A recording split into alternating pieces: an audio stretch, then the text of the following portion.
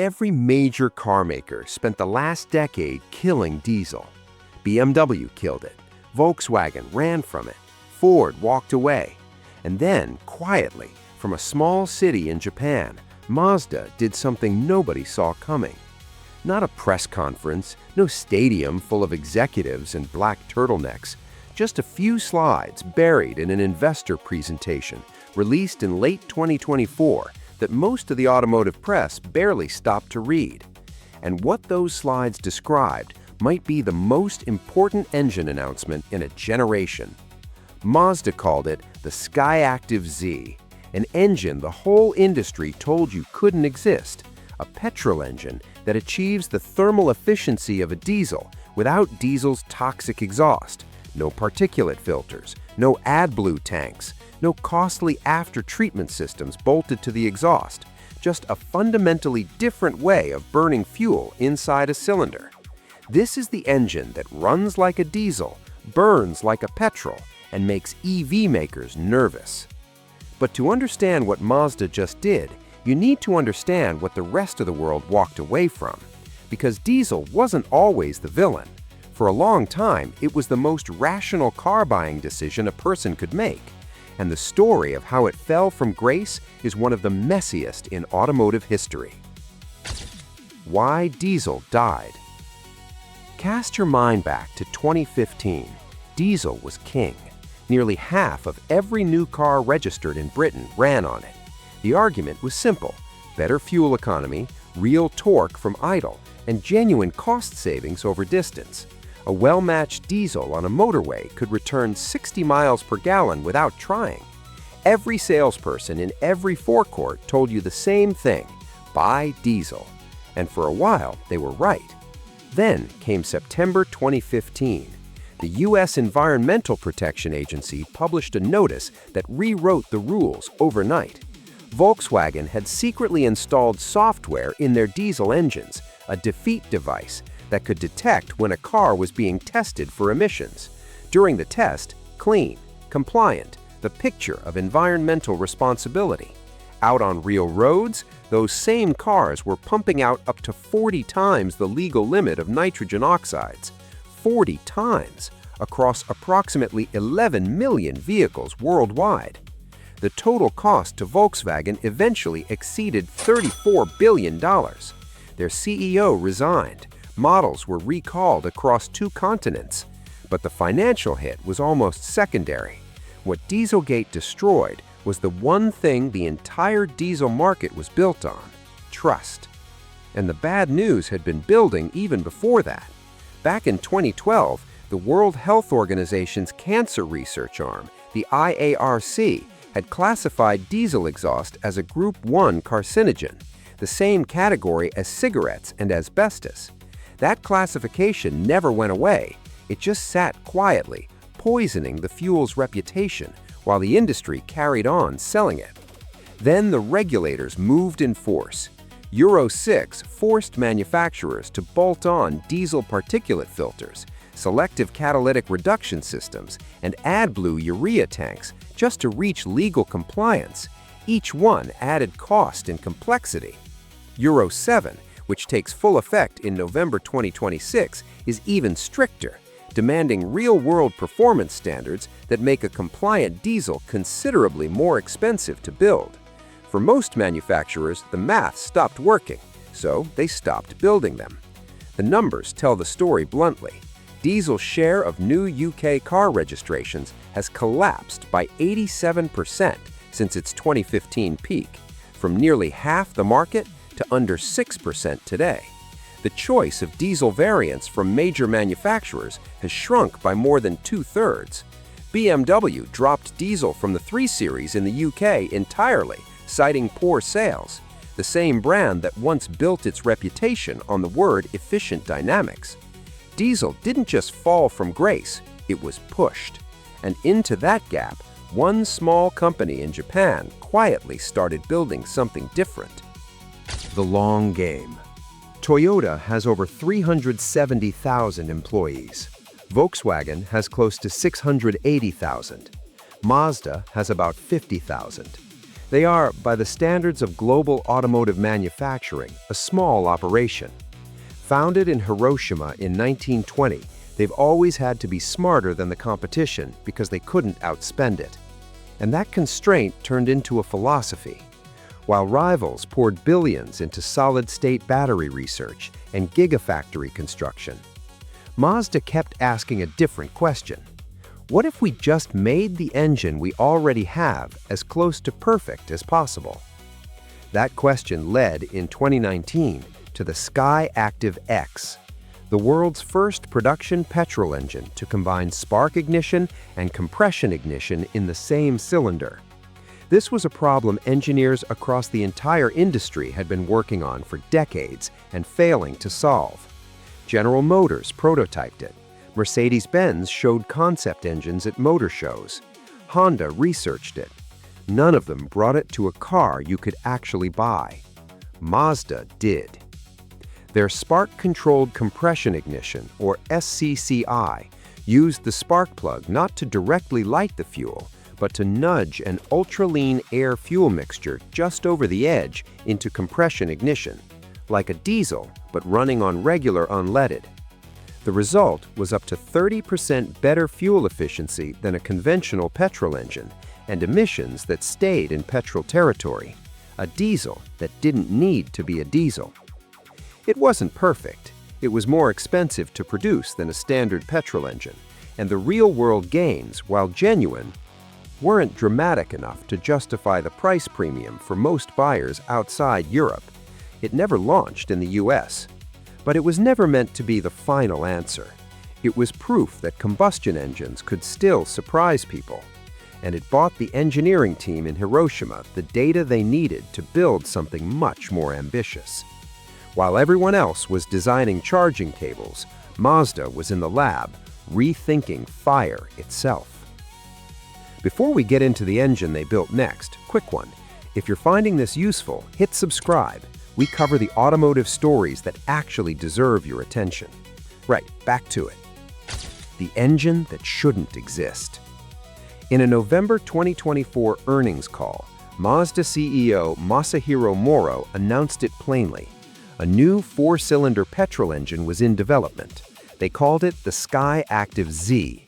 It would debut in 2027, and unlike everything before it, it would target what Mazda described as ideal combustion efficiency from a theoretical standpoint. That last phrase is unusual enough to stop on. Mazda weren't saying they had improved efficiency. They were saying they approached what theory says is the maximum possible. The technology is called Lambda 1 combustion. Here's what that means in plain language. Lambda is the engineering notation for an engine's air-to-fuel ratio. Lambda equals 1 is the perfect balance, exactly the right amount of air for the amount of fuel being burned. Nothing left over, nothing wasted. Every combustion engine you've ever driven aims for this. The catch is that real engines never actually hold it there across the full rev range. Under hard acceleration, they run rich, more fuel than air, for reliable power. At steady motorway speeds, they run lean, more air than fuel, to save fuel. The swings are constant, managed by software and totally normal, but they also mean that every engine you've ever driven has been perpetually, slightly imperfect. What the SkyActiv-Z claims to do is maintain Lambda 1 across the entire operating range.